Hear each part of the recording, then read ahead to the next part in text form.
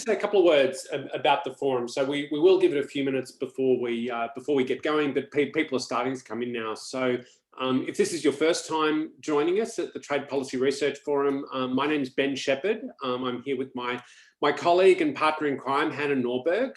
So we founded TPRF together late last year. And we've been doing one research webinar every month, and also some occasional webinars on things like career development and other topics. Our aim, you can tell there, the logo for TPRF looks like a graph because, you know, trade, so we're into graphs, but it also looks a bit like a bridge because we're all about building bridges. So when we started the forum, I think part of what we wanted to do was to build a bridge between research and policy. So Hannah and I think both sit kind of right in the middle of that. So we do policy work, but with a bit of a research background to it. The two people who are with us today, Lucian and Marion, are also very much in that world. And we really wanted to try and bridge that gap. But I think as we've been going through the process, we've seen that there are some other gaps that we can perhaps help bridge. And one is, of course, between cities like Washington, DC, Brussels, and Paris, and the rest of the world, where trade policy is, of course, a huge issue in many low and middle income countries. And people don't necessarily have the exposure that they would like to leading researchers and brand new research like we're going to listen to today. So we're trying to bridge both of those gaps and really bring people into a community where we can exchange views, where we can talk about trade policy, and where we can learn from each other. It's a multidisciplinary community. Hannah and I are both economists, but we've also had political scientists, lawyers, policy specialists, practitioners, all sorts of people get involved in the forum. If you'd like to know more about us, we have a LinkedIn group. Last time I checked, it was about 900 people on LinkedIn. So that's really grown very, very quickly in a short amount of time. So please do join us there. We also have a mailing list. If you're with us today, you'll receive an email tomorrow, a day after the session, giving you a link to our mailing list so you can easily sign up there, and that way you can be informed about all of our ongoing activities. So it's been a very successful first year. We'll tell you a little bit more about what else is coming down the pipeline in the short term, and we're looking forward to continuing this over the longer term. So I can see that we've got a good number of people here now, so maybe we can think about making a start. I'll just... Can I just break in there just for a second, Ben? Because yes, we do have the LinkedIn group, and yes, you can join the mailing list, but you can also jump on our website where because we do record these webinars and put them up on the website so that you can catch up in case you need them, or in case you just want an encore, because sometimes they're really, really good, like the last one Marion was on. Exactly, yeah, no, we're very grateful to Marion. She's showed up for us a couple of times, which we really appreciate. But sorry, Hannah, I think I cut you off. Yeah, and then also we're also on Twitter, and we have about 500 or 600 there. So we try to find different ways of connecting to people, and we are also trying to find ways that we can continue the conversation afterwards, and especially when we have more like learning seminars. So we're gonna have a webinar in July, and then we're gonna take August off. But we really, really, really want to hear from you. So we want you to tell us, what is it that you want to see next year? What is it, in the fall? What subjects are you looking for? What sort of resources would you like us to develop? Because this is so much bigger than we imagined. When we set out, we thought there'd be like 15 or 20 people. Including us, just getting together. And apparently this is, huge untapped potential here where people really, really want to connect, and we want to make that possible. So I just want to add that. Thanks. Yeah, perfect. No, that's great. And I mean, hopefully you're getting the impression that we try to keep this pretty casual. The atmosphere that we're trying to recreate, for those who've been in the North American or European university system, you know about brown bag lunches. It's basically where you bring a sandwich or sushi or whatever, and you listen to someone present their paper, and it's a very casual atmosphere. There's lots of Q&A, there's feedback. Today we'll invite you to do Q&A and feedback either through the chat function or through the Q&A box that you can see here on Zoom, and then Hannah and I will feed that into the session with both of our panelists today. So without any further ado, let's get into the show. We're very lucky to have two great panelists today. We're going to have a main presentation from Lucian Cernat, who's the, let me get the new job title right, he's Head of Global Regulatory Cooperation and International Procurement Negotiations at the European Commission. Many of us know him well from his previous incarnation as Chief Economist at DG Trade, also in the European Commission. So this is very much a trade paper. It's right in the middle of our core business. And it's a topic that's very dear to me. He's going to be talking about global value chains, specifically from the point of view of the least developed countries, and asking the question, what can we do to try and maximize the benefits of supply chain trade for the least developed countries? So it's a really vital policy question. There is a research paper that goes with the presentation. I'm sure that Lucian will say more about it. You can download it from SSRN or those sorts of servers. For those who are keen, we can share the link through the social media after the session. We're also very lucky to have Marion Janssen with us to provide discussion comments. Marion's the Director of the Trade and Agriculture Directorate at OECD. And again, someone that we've known for a long time. She's worked at the International Trade Center at WTO and has had a very prominent career in the trade policy field. So I really look forward to hearing her thoughts on the presentation as well. So with that, I'll hand over to Lucian. The floor is yours. Thank you, Ben. Well, first of all, many thanks for the invitation. I feel very privileged and very happy to be surrounded by old friends, people I've been working with or had the pleasure to meet in many face-to-face events. Nowadays, we do it on Zoom with all these fringe benefits of having people from all over the world and having such a large audience with us today. So many thanks also to all the people who took time from their busy schedule to listen to what I hope is going to be an interesting proposition that me and my co-author, Alessandro Antimiani, used to be my colleague in the Chief Economist Unit team in DigiTrade. He's also connected here, and we'll share the difficult questions between us if there are any. So let me, perhaps without taking too much of your time and to jump in straight into what I wanted to present. I'm trying to find my slides now to simply start with some clear ideas about what we have in mind. Okay. It's been a while since I've done these, so you have to bear with me for a second. I have too many windows open, so I think now it's going to work.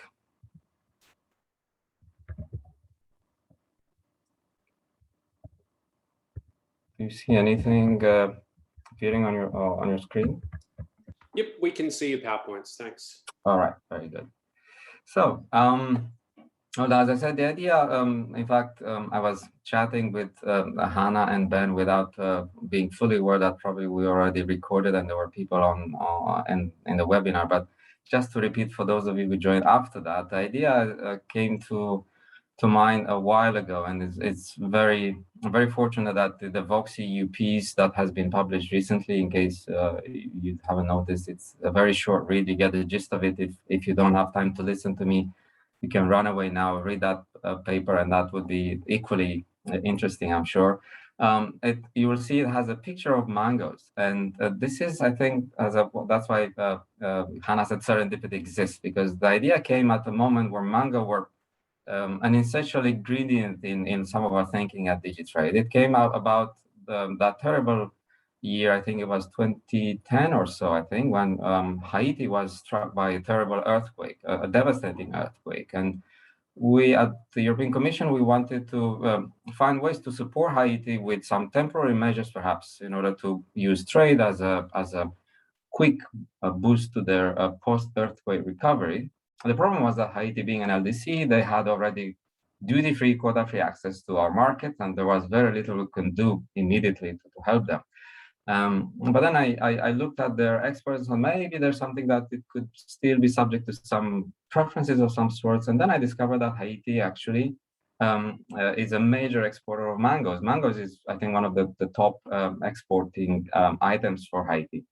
And that's why in our internal conversation, this idea that now we dubbed it GVCs for LDCs for a long time had this code name of the mango theory. And the idea was that Whereas for mangoes, Haiti had duty-free access to the European market. Mangoes embedded in other products. Think of a yogurt with mango chunks in it, or mango-flavored yogurt that would come from a third country to the European Union. If we don't have any preferential arrangement, then you will face MFN duties on that product. And I think there is a chance that that duty was not close to zero in Europe at the moment. Our MFN duties on processed food sometimes, and it's not just us, I think they are still not close to zero. So there was potential if we wanted to offer some preferences to the mangoes in the yogurt. I thought, well, maybe that's the thing. You would say, let's give preferences to products from LDCs if they are embedded in other products. So this is the mango theory in a nutshell. Now, let's step back for a second and maybe just justify a bit the idea. Okay, the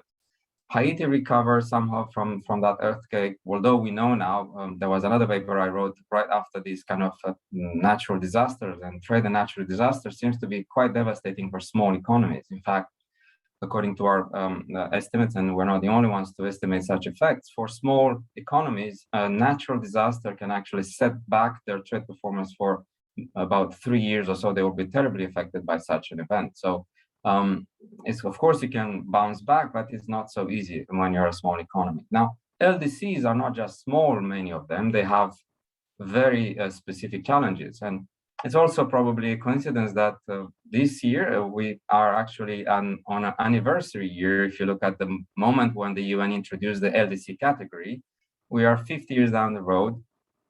And what happened since then is that, and unfortunately, the situation for these countries has not really improved.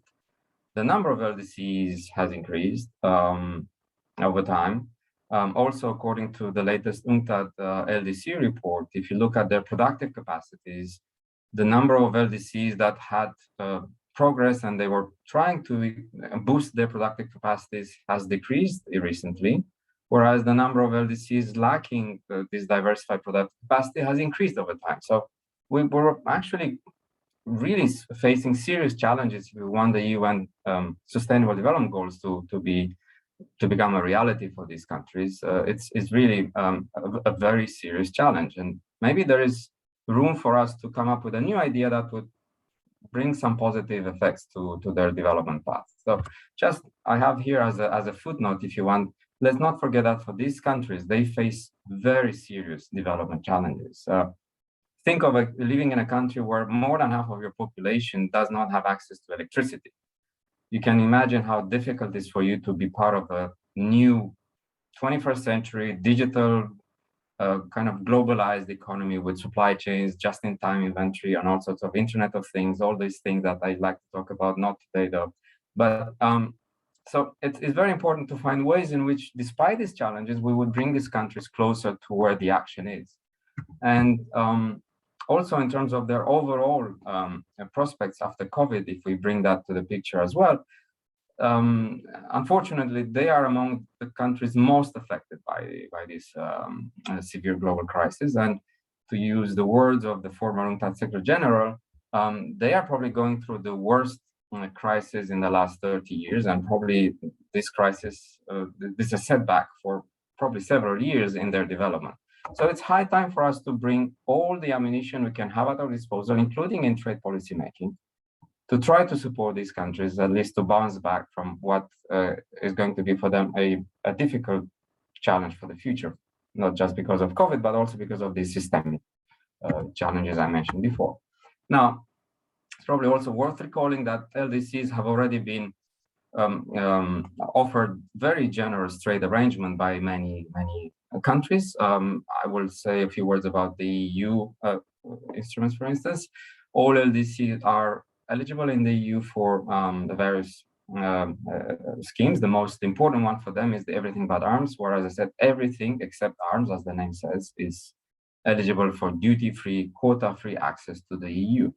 But we're not the only ones, of course. Many other the WTO members, they have unilateral, and this is important, I think, these are unilateral, although we call them generalized systems of preferences. In fact, in reality, they are unilateral. No, they're not multilateral schemes. And this is one of the key elements of our proposal, where we would like to make these unilateral schemes work in a more coordinated fashion. So that's one element of the story. And then, of course, if you want to go beyond goods and services, there's also a discussion about a services waiver for LDCs. And that's important somewhat because in our simulations, as you will see later on, we also try to capture the services potential that some LDCs might have. So it's not just about goods. However, despite all these unilateral preferences, some of them, as I said, generous to the max. I mean, what else can you do apart from duty-free, quota-free for all your products? There is really, on the face of it, not much you can do as a trading partner that want to support LDC's trade performance. So despite all these preferential schemes, the share of LDCs in world exports, I think it was, to say the least, stagnant, if not at some point declining. So this is, again, another challenge of us apparently not being able to use trade policy in a meaningful way alongside other policies, of course, to help LDCs engage more positively in global trade. Now, maybe one reason for this is that despite all these unilateral preferences, if you look at the tariffs as they are in the books for most WTO members, and this comes from the WTO, from the GTAP database, is the model that we have used in the paper to do all these estimates that most of you probably are familiar with. But if you look at the tariffs by the GTAP sectors, here we took the GTAP sectors we used in our paper for these simulations. You see that actually, for some products, okay, the average is close to zero, but we're not talking about zero tariffs. And in some products, maybe even products for which LDCs do have a certain advantage, we have quite high tariff peaks on some tariff lines. So even on this direct trade, the old-fashioned way of granting preferences to LDCs, the world is not at zero. The EU is at zero. A few other countries maybe are at zero, but not everyone is at zero. So that's one thing. But our proposal goes beyond this direct preference, unilateral preference that you would give to LDCs. Our proposed idea goes with the logic of a global supply chain. So we want to grant preferences to LDC products, and those preferences to stay with the products as they move along the supply chain and they get further processed, as opposed to losing that preference at the first stage of transformation. So what would be the way to implement it? Well, first of all, it would be very important for this initiative to be implemented in a multilateral fashion. I mean, as I said, having this multitude of unilateral schemes, each of them with different rules of origin, with different conditions, with all sorts of probably the conditions attached to it that segment the ability of companies to leverage scale in order to use LDCs as part of their supply chain. I think it's important for us now to probably move towards what the name said for so long, global, generalized preferences for LDCs.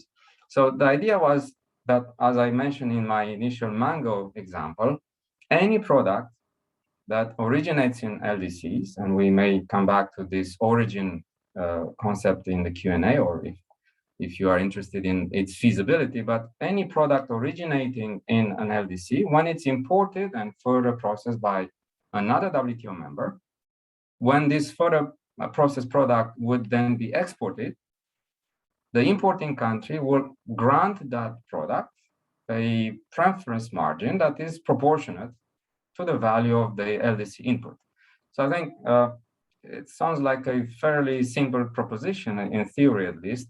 It's a tariff cut proportionate to the value added of the LDC in any product that any member would import from anyone.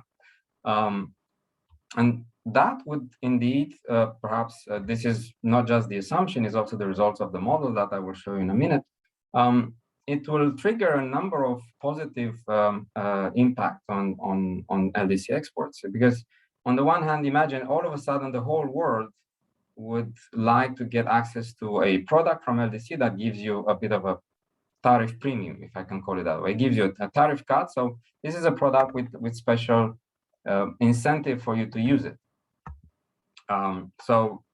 It's a big increase in global demand for what remains, after all, a very small source of supply. LDCs account for a very small share of world production of any product. So you have this sort of small supply, high demand that would probably push prices up. And that would be the price premium that I guess we all want producers and LDCs to enjoy, because this is a welfare effect. They can invest this revenue from trade, from exports into other things, including public goods, electricity, right, and other social infrastructure. And it will also probably, for those LDCs that have this license to export in a duty-free environment worldwide, but without productive capacities, it may actually trigger from interested producers, it may trigger more foreign investment, because if you can set up shop or plant to process maybe at least the first stage of that mango into an LDC, now you can export the more value added directly from LDC, and that gives you a higher tariff cut. So there is an incentive for companies who want to benefit from what will be now a pretty interesting global scheme with a lot of potential to place parts of the production in LDCs, which currently doesn't take place. So that's the idea, that's the logic. This is the sort of the hypothesis we made, and then we wanted to test this hypothesis using a standard CG model, but it's standard with a little twist, and I'll come to that in my last bullet point. So we used what was at the time when we did all the calculations, the latest version of the GTAP database, the 2014 database, but we upgraded. We generated the baseline for these 24 countries, 30 sectors, and the factors of production. We used the typical baseline projection in a dynamic CG. We projected the world economy up until the year of 2025. So we used the standard projection for baseline, the variables GDP, population, labor force. So we created the economy without our initiative up until 2025. And then against this baseline, we introduced our proposal, and we see what happens to world trade, what happens to LDC exports. And we compare the world in 2025 with the proposal compared to the world of today if we keep doing what we're doing. And then the difference between these two counterfactuals, if you want, it would be the effect that we attribute to our initiative. Now, this is a point that maybe requires a bit of discussion at some point now or later in the Q&A. We wanted our model also to capture perhaps some of these dynamic effects that we assume they're going to happen in this very specific situation of a small market, LDCs, facing an increased demand from the rest of the world. So we believe that perhaps with this trade policy instrument, we can actually boost productivity in LDCs, either through the traditional intersectoral allocation, but also with the so-called Melitz effect, whereby more productive firms within the same sector would be encouraged to produce those varieties that actually give them a higher premium. And speaking of varieties, again, serendipity exists, I now for sure, because the mango theory, it's a perfect example to illustrate the power of variety and you specializing in those products that offer you the biggest premium. Because Haiti has 150 varieties of mangoes, but not all of them are exported. They're all produced. But imagine now if we, for whatever preferences and taste and everything, we only like some of those mangoes that will give you an export premium, probably the production in Haiti will focus and concentrate on those varieties and those companies that can produce the premium mangoes for export. So it's not easy to capture that in a CG model, but my author, he's a wizard. So Alessandro tweaked a bit some of the equations of the model, and we tried using also what was available in the literature to introduce this Melitz style sort of intra-sector firm sort of heterogeneity features in our model. So enough about Greek letters without using any, but you get the sense of what went into the calculations. And now the results. I think the most important result that I wanted to illustrate is the impact of our proposal on LDCs themselves. Although maybe just to get this out of the way, because if we were to have this discussion in Geneva in a WTO brown bag, which I know that the chief economist, our good old friend, Bob Cookman organizes still. So if we had this brown bag seminar in the WTO, people say, oh, but wait a second, if you want this to be a multilateral initiative, some countries, if they would be negatively affected, they may have some reservations, even though, of course, it's for a good cause for LDCs. But still, I mean, if you would have countries that are still on the path of development and they would be negatively affected, you have a bit of a trade-off, right? Now, here's the good news. There is no trade-off.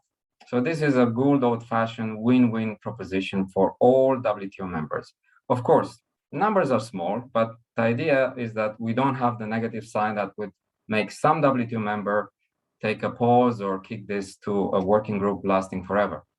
So for most other non-LDC WTO members, there is no cost. For some of them, actually, there is a small benefit. Okay, I don't think China or India will be thrilled with a 0.06 or 0.3% increase in their exports. That's not the point. The point is that for LDCs, this is over 10 billion increase in their annual exports. This is 2.5% increase. If I could paraphrase a famous quote, I think this is a small step for world trade, but a giant leap for LDCs.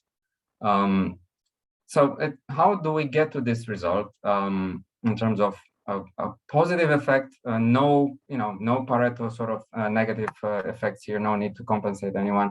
Well, it comes from the logic as we try to hypothesize at the beginning. First of all, LDCs will integrate more value added in supply chains of other countries. As we hypothesize, countries who are currently facing tariffs in third countries, among many WTO members, they would have now an incentive to source some inputs from LDCs in order to face lower tariffs. Not everybody has an FTA with everybody, so we still have a world of some positive MFN tariffs. Now, the interesting thing for me in this slide is that if you look at it carefully, you realize that what happens here is that with this proposal, we also achieve another objective that was dear to many countries. They want to stimulate regional integration and South-South trade. And look here at the countries that stand to benefit the most in terms of increasing their use of LDC value added. You see that there is a lot of LDC value added going in other developing countries' exports, in Korea's exports, and I think it's fair to say that in the WTO, Korea is still a developing country. Yeah, we can discuss that, but formally it's a developing country. The Gulf countries, Mexico, India, they stand to increase trade with LDCs because they are also facing tariffs in their countries. So this is another interesting positive effect of the proposal.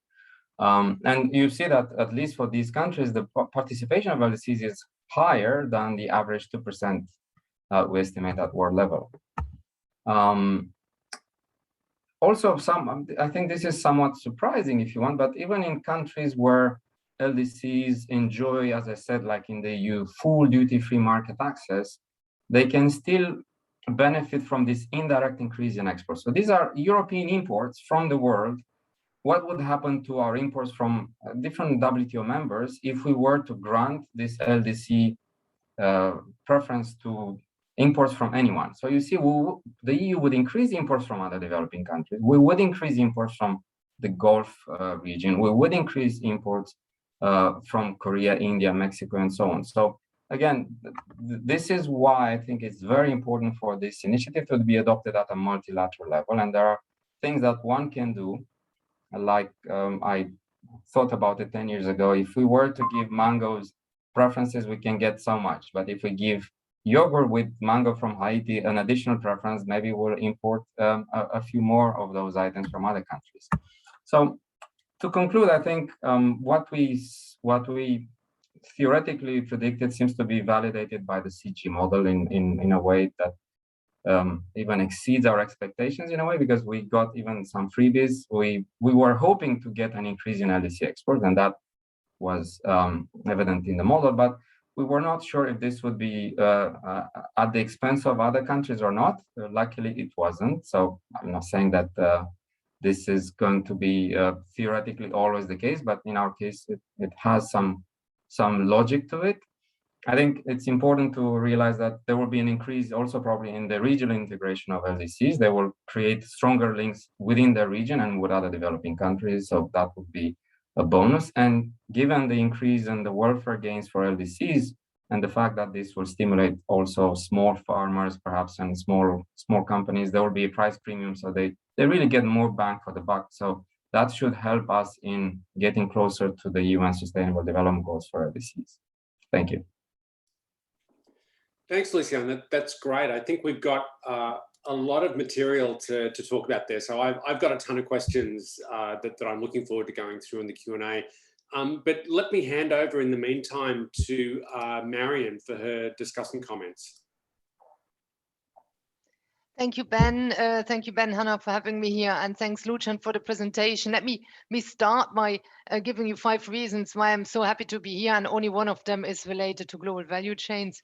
Then I would maybe like to give a sense of why I think this kind of proposal that Lucian is giving us may hit the policy community at a moment where that community is ready to deal with a proposal like this. And then I would like to go through the paper and how somebody in a admittedly more policy position as I'm currently in would look at the paper, and Lucian has already referred to some of it. So first then, why am I here now? This invitation hits all the emotional chords that I would normally react to.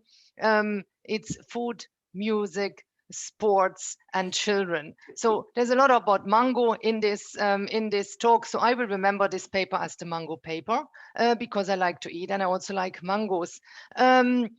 Music and sports, those who follow us on Twitter, Lucian and myself, you may have seen our tweets on the European Song Festival recently. How was Germany's performance and how was Italy's performance, and how this performance may or may not correlate with performance in the European Football Championship that is currently going on. So when I'm watching TV football in the evening now, I'm thinking of Lucian and our discussion on this. And 4th point, children. I met Lucian when we were both working in Geneva. We had our children in the same period and would meet in shopping centers exchanging information on where the best elevator was to move with the pushchair from one floor to the other. And these are the things I remember, I must admit, Lucian, more than the papers we were discussing at the time. But let's come to this paper then, value chains. The 5th reason why I'm happy to be here as a discussion is the theme of this paper. Global value chains, the discussion on global value chains is everywhere right now. We are increasingly used as economists to deal with value chain research. Personally, I think we are too far away from having mature and useful methods to doing this. For policymaker, for instance, the date of the data that Lucian is using is a priori off-putting. We use in the GTAP database, and when we work with value chain data, often data that are a few years old. So that's a bit, the policymaker would at the first thing say, why is this relevant for me? I'm currently worried about whether I get a ship through the Suez Canal. That's my value chain problem, and that's in 2021. So as economists, we still are not in an ideal spot, I find, to analyze value chains. Even so, at the OECD, we are doing a lot of work in this area ourselves, notably with the TIVA database. But the value chain topic is all over the place. The theme resilience of value chain is very hot right now in the context of the COVID-19 crisis. What is happening to semiconductors? Why didn't we have any masks? Is the problem in the Shenzhen port going to create similar problems as the problems in the Suez Canal? So value chains are high on policymakers' agenda right now. Second, that has been prepared for some time, because the research in this area among trade economists started probably around 2 decades ago. In other faculties, this was going on before. Supply chain management courses in business faculties were existing before. Sociology departments, I'm thinking of Jerry DeRaffi and Duke, were looking into this issue before. But trade, that was probably around 2 decades ago that we started to look at this more seriously. And then it's a while ago that certain policy proposals came. I'm here thinking notably of Bernhard Huckmann, who has for a while been arguing in favor of setting trade policy along the value chain. and notably proposing that for any non-tarifary measures, thinking of regulations, standards, you would want to speak to players along the value chain. And he has notably proposed the creation of value chain councils where different players from the private sector would then also speak with the public sector, maybe in the context of the WTO, in order to set better trade policies. So that discussion has been going on in a trade policy context. There is another discussion going on very much in the public domain in numerous constituencies, notably in Europe. It was the case in Switzerland. It's in the case in the European Union. There's a discussion on what's the responsibility of multinational enterprises vis-a-vis suppliers within a value chain. So there's a push from voters to request that companies push for certain types of policies or help to implement certain types of policies with as a player within a value chain. And these are discussions that are taking place right now. Now, so this issue of private sector value chains and how is it related to policy making, it has been around, but we have been finding that difficult. And the discussion, for instance, of value chain councils, that's not something that has advanced so much yet. We are finding this, setting this up complex. Now, what is nice about Lucian's paper is that he comes up with an idea at a moment where policymakers are ready to think about this seriously because there has been a preparation. And he comes up with a proposal that is, I think, relatively easy to implement. So maybe more easier than the discussions that have been taken place before. So with this introduction, I come to the my way of looking at this paper, to discussing the explicit paper and the proposal. And when I look in my type of position at a paper like this, I look at it, the first thing I think, okay, does this have a chance to come through? First thing is, can this be technically attacked? Because if there is a important technical weakness, somebody who doesn't like the proposal will use that.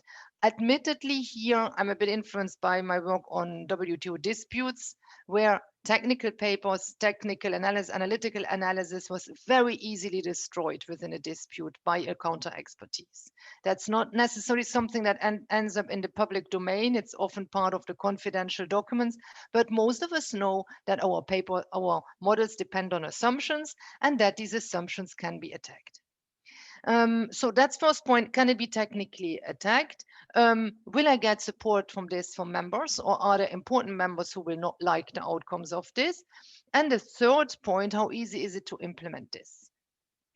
Now, when it comes to the first question, can it be technically attacked? There, I am wondering about this feedback loop that I think you are creating through this assumption of having trade affect productivity, investment, and therefore productivity. This may be a nice technical tweet, but I was wondering whether that influences their findings in a certain direction, and that if you take this away, maybe you would not find this nice distribution of everybody being positively affected, in particular those whom you're most interested in. So I'm interested, Lucian, in understanding to which extent your findings depend on that particular assumption. That's my first question or comment. The second point, do I get broad support for this? There, Lucian, so Lucian knows that that's how the policymaker looks at it. And as he explained this when he showed the chart, LDCs gain most, nobody loses. Yet I was wondering about one thing, Lucian, and that's the issue, the value chain, the mango made me think of this. But aren't you by this policy supporting the processing stage, the yogurt producing stage, potentially in Europe, in the industrialized country? And isn't that the stage that many developing countries would like to support in their own country from a point of view of I want to climb up the value chain? So are you with this policy not supporting the processing stage in an industrial country? I haven't thought that through technically, but that's a question of that I would have. And it's an important one, because if it's the case, you would have to build counter arguments to convince the developing countries. And the last question was the one on implementation. There you mentioned in the conclusions of the paper that the rules of origin will play a role, but that typically in order to import, for instance, into the EU, you already have to prove rules of origin. This comes from an LDC. And then I thought, well, but now it's the processor that has to prove at the following up stage that one of the inputs came from an LDC. It's slightly different, but I've been convinced that this only implies that the first stage of proof shouldn't be thrown away, but used for the next stage, and that it's therefore easy to implement. So two questions really from this in the three areas, none of this of major concern from a policy point of view, and therefore from my point of view, definitely a winner. And herewith I end then with a term that I hope to be using soon in the context of football championships. Congratulations for the paper, and I look forward to the rest of the discussion. Thanks so much, Marion. Those are really great comments. And I'm sure you both have seen that the chat and Q&A have been very, very active through this. So before we pass to the Q&A section, is there anything you'd like to say to respond to those points that Marion raised, Lucian? Well, maybe just very briefly, in the interest of having a more diverse conversation with other participants on the methodological assumption. I think it is clear that if you would do a plain vanilla CG simulation without this productivity increase, the benefits for LDCs would be smaller. I remember, and I think Alessandro can come in now because he probably is now looking through his old results file from the many simulations we run. The results look more or less the same.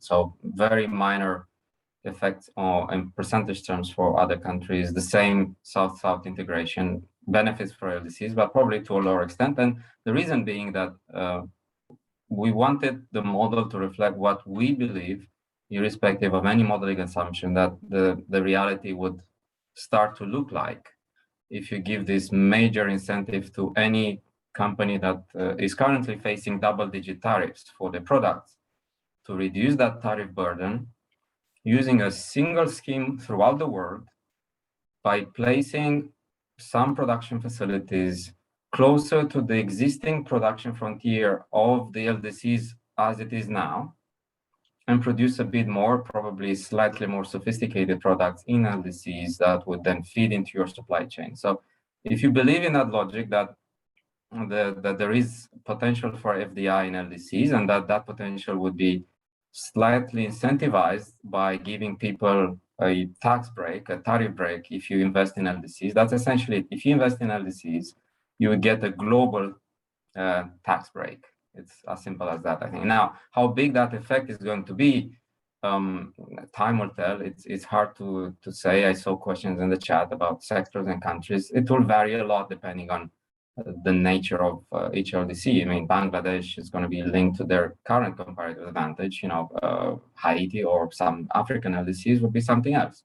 The question is that you can actually build pretty much exactly the same type of industrialization logic that people wanted to do probably by relying on their own domestic capital. Now you can attract know-how and foreign capital, which is already connected to supply chain. So that's one comment. Now, maybe anticipating a bit on the feasibility question, which I think with Marion, since we discussed it briefly before, it didn't come up so strongly, but I can bet that people will say, this is going to be a nightmare. I mean, how are you going to prove that your product 7 stages down the road along a complex supply chain has 14.9% LDC value added? Is it 14.9%? Are you sure about it? Can you show me on what basis do you say so? And the custom official wearing a very impressive hat will ask you. And then I think the simple answer is in the 20th century, the 20th century answer will be, when you import any product at any stage from an LDC, you will receive a certificate of origin. This is what we do now. At EBA, the everything but arms, any other preference, if you want to get that benefit, you better have a certificate of origin. LDCs do that now. LDC producers do it every day as we speak. Now, the proposal says, keep that piece of paper, don't throw it away after you produce your yogurt. Keep it with the documents that will accompany the yogurt. And if you have to do that with 7 other producers, they will all have to keep this file, and then whoever asks for it, by the way, in Europe, the legislation says that such documents should be kept in your files for 10 years, so you better have it. So to me, feasibility in terms of paperwork doesn't necessarily need a revolutionary change. However, we may be in front of a revolutionary change if we would think for a second that in a few years from now, instead of paper-based certificates of origin, we will have blockchain or digital certificates of origin. And in Singapore, they are already the norm, hopefully in Europe in a few years as well. So that will allow not only companies to minimize these costs. There may be a bit of an administrative cost of keeping track of more paperwork at the moment, but if you digitize it, that additional admin cost will be reduced.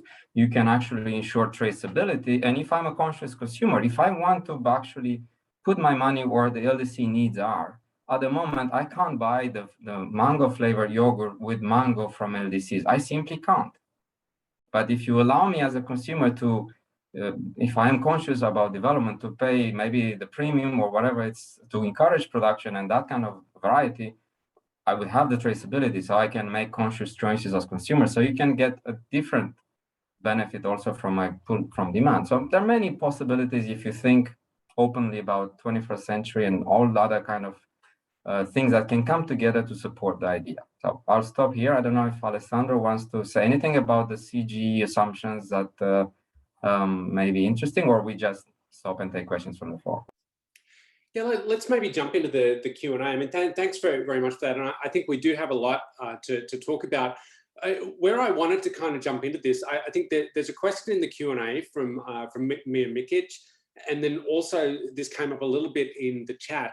But, you know, how closely does the proposal correspond to the policy priorities that LDCs are expressing?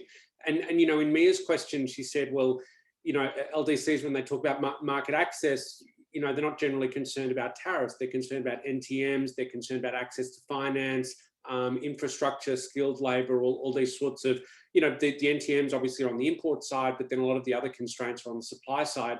And then in the chat, there were questions about, you know, and I think you've started going down this direction a little bit in the responses, but how does this relate to industrialization? So, you know, if we think of an LDC that's a cotton exporter, you know, how much does this proposal help it export more cotton?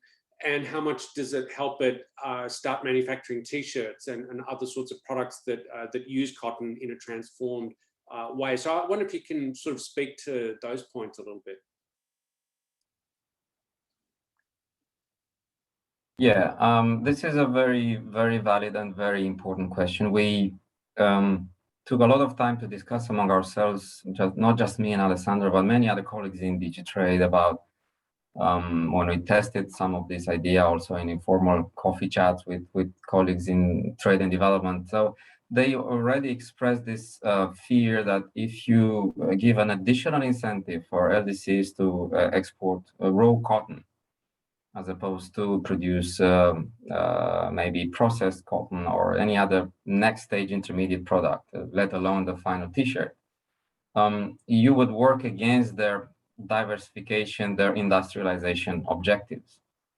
But to my mind, that's not necessarily what the proposal gives incentives for, because of course, every single product from LDC will offer a price premium, and that depends on the value that you're producing in the LDC. So if you are company A and you want to import raw cotton from LDCs, and then you want to sell me the T-shirt from the raw cotton, you will get a smaller tariff reduction than your competitor who says, you know what, I think I can actually process the cotton. Maybe I can clean it and make cotton threads. I don't know exactly. I'm not a textile worker. I don't know exactly the stages, but imagine the intermediate stage, apart from doing the cloth, you know, you can whiten, you can do something else, which is probably really already in existence in the production frontier of LDCs, but it's not the most competitive. And because of that, at this very moment, the incentive is for them to export raw cotton, because that's what they can do best, and they compete with others. Now, that intermediate stage at the moment has a bit of this disadvantage, you can actually level the playing field and say, because if I can do more of it, then I would get an additional tariff cut. And why can I do now more of it? Well, precisely because you don't have to pay the tariff. So you can finally compete maybe with your neighbor or with the next in line who maybe for 50 cents or $1 per kilo, now they are considered to be the primary source. So I think there are things that LDCs can naturally evolve on the path of diversification on the basis of existing productive capacity. And that would be the minimum without the melites, I would say, without the melites assumption. And then I'm trying to make here a connection between these heterogeneous firms and FDI, although it's probably theoretically not too neat as a connection. But to me, because we don't have FDI in the model per se, we wanted to have a sort of a mechanism that to illustrate what would happen. And I'm a firm believer that this would happen if you face 20, 25, 40. I mean, you've seen the tariff peaks. If you were in front of those tariff peaks, and if you could place some production facilities, assuming you have electricity, of course, in an LDC, then I think you can make a profit out of it. So companies, if you're a profit-making company, you make a rational decision. And then, okay, maybe you need labor skills, you maybe need other things, but well, if you get now, suppose let's start in a very modest way. You're an LDC, you only export mango. You know what's going to happen the first moment you have this initiative in place? The price of your mango, let's say for the sake of argument, will double. Why? Because everybody who wants mango would want to buy your mango because they get 20% off tariffs. What would you do with the huge pile of cash that you now get from mangoes? Maybe you send your child to school. Maybe then in 5 years from now, you have someone who knows how to set up a Wi-Fi system for the village. And then in the village, maybe now you can set up something that you have never dreamed of. So I think this is also this price premium that brings additional resources from your own existing capacity should not be underestimated. But of course, if you ask me, since I'm so enthusiastic about the idea, I will only look at the bright side. But let others who are more skeptical, and maybe you or Hannah, let a skeptic say something about it. I don't think we're here to be skeptical necessarily, but I think the discussion is hitting all of the right notes. I mean, I think it is important to look at what we can do. I mean, you're emphasising the development objectives there, and I think that's exactly the right perspective to have. But another question that came up in chat that I think is a bit of an interesting one, and it's not something potentially that you can see in the simulations, but I just wonder if you have a sense for how this would play out. But we saw with the distribution of export gains that it sort of went strongly towards LDCs at an aggregate level. But when we zoom into the value chain, does that necessarily hold, or is it something that we suspect holds, or is there going to be a different distribution of gains and losses? So I'm just sort of wondering. I used to work on cotton, so that's why I'm always talking about cotton and t-shirts. But would we see most of the gain in a value chain sense going to the cotton producer, or would we see it going to the t-shirt producer? Do we have a sense of how that plays out? I think that's a very important empirical question, and I know there are other types of empirical analysis that look at pass-through effects of tariff reductions, of trade and competition effects. So what I would say as a preliminary comment or hypothesis is that it all depends on your ability also as a government, because in some LDCs, take cocoa. I mean, I know a bit more about cocoa. I live in Belgium. We kind of produce chocolate, so you have to know about cocoa and chocolate a bit, otherwise you look as illiterate in an important aspect of the national culture. So cocoa producing countries, they have a sort of national policy to promote a certain price coordination. I mean, from a textbook economic perspective, you say, well, why would you do that? I mean, let the market fix the price. But we know that sometimes there are market imperfections. So if you are a small country where you would like to maintain, I'm not going to advocate for a cocoa cartel, but if you are afraid of your small producers not being able to negotiate the right price with major multinationals who are now all flocking to your small country with all sorts of offers, and you don't know which one to choose. There is probably a place for wise trade policymaker, or for consultants. Why not for consultants to tell people how to make the most of it? So very practically speaking, this is a potential issue, but I think it has a solution. Yeah, no, I think that's an interesting way of looking at it, and you know, it leads me to think a little more about the sort of analytical side. And I just wanted to zoom in on something that Marion was talking about, which is this discussion that we have where, you know, the business world is going in the direction of value chains, policy is talking about it, and I think we've taken some really important steps towards measuring it. So Marion mentioned TIVA and all this sort of trade and value added work. I think that's a really, you know, vital contribution. But I think something that we haven't done particularly well is to measure the effect of trade policy along the value chain. And I think the point that your paper makes really well is that if I'm a cotton exporter in West Africa, the tariffs that I face are not actually zero.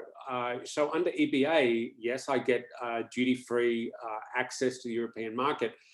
But your point is that once the good is transformed, there are tariffs on the transformed good. And in the case of textiles, they're actually very high. So being able to say analytically, you know, that the effective tariff that gets passed through to me from the end product protection is, you know, 10% instead of the 0% that everyone thinks it is, would be a really useful, you know, I think that would be an interesting and useful thing to introduce into the bargaining, negotiating side of it.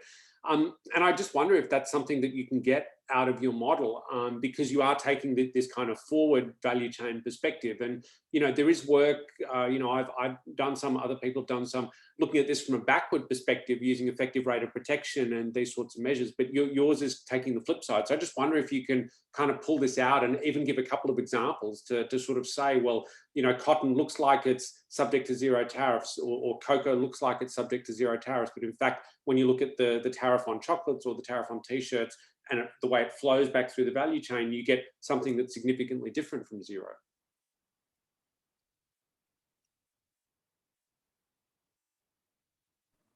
Before we go to that, Ben, I'm just looking at the chat and I realize that Alessandro offers some additional explanations in the chat on productivity. I don't know if there is any need for us to elaborate or if that's clear enough. I just want to make sure we don't leave any question half answered. Let me just copy it, because that's come to us as panelists. I don't think it's gone to everyone else. So with I'm going to assume that Alessandro is happy for everyone to hear it. So I'll just copy it and put it into the chat, because I think it is interesting background for everyone to have. Yeah, and in the meantime, maybe just to illustrate what you were saying, Ben, indeed, I think what makes it interesting is that in reality, to stick to, I mean, I can use the cotton example now to move away from mango, but if you as a producer down several stages down, further down in the supply chain, since we know there are still trends in tariff escalation. Tariff escalation is not yet a thing of the past. We still have it in some sectors. In the final product, if you have a double-digit tariff on the final product, even though for an LDC, if they were to export the raw cotton, they would only face a tariff preference of, say, 3% or 2%, that alone wouldn't probably be a huge boost to their preferential market access. But think about now, they will stop exporting raw cotton to the initial destination. They will only channel that either in their own domestic production, if they have the capacity to process a bit more that product, or for those companies that are facing in their supply chain tariffs of double digits. So for cotton in a t-shirt, now you can negotiate with that company as a cotton producer. The margin of negotiation, the price premium you can negotiate, is the tariff on the t-shirt. It's no longer the 3% on cotton. Is the tariff on the product you were never able to produce. But now you can say, well, thanks to my cotton, you will save 20% on 30% of the t-shirt product, or whatever the value of my input is. So all of a sudden that's the margin of the price premium you can take probably part of. Let's assume you will not be able to pocket as an LDC producer the full tariff preference, which we assumed in the model, but for those products that are as finished products subject to double-digit tariffs, I think there's a much higher margin of price premium for LDC producers than the one they currently enjoy now, because they are into raw materials, most of them. And for those, tariffs are either zero or very low. Whereas now, if they can negotiate a higher price with those companies in India or elsewhere, who then they can sell this everywhere else in the world with a 20% reduction for the LDC value added. This is much bigger potential there to reap. Yeah, I think that's a really interesting point. I'm just noticing time. This is really flown past. Hannah, do you want to pitch in? Actually, yes, I do. I think this is a fascinating webinar, and I think that we're actually so blessed to have this conversation. I've been in this area for a long time, and I've never had a conversation that was as wide, you know, having modelers there, and then going all the way through what Marian is doing. She's like picking it apart, like, how do we get this through policy? To have that entire conversation is just simply actually mind-boggling to me. So I'm just so grateful that you guys are here, because I think this is a very rare occasion to be able to have all of that within an hour. So I'm just going to pick Marian's brain here for a second, just before we leave, and say, so you're saying that the time is ripe for GVCs because policymakers are up for that. And you're saying that in order for policy to go through, it needs to be, you know, not technically attacked. It needs to have support from members, and you need to make sure that there's like an ease to implement. So if you had a magic wand, Marian, because you've been around, and I know that you think about this, what would you do? What would be, you know, the optimal policy magic wand that you would use?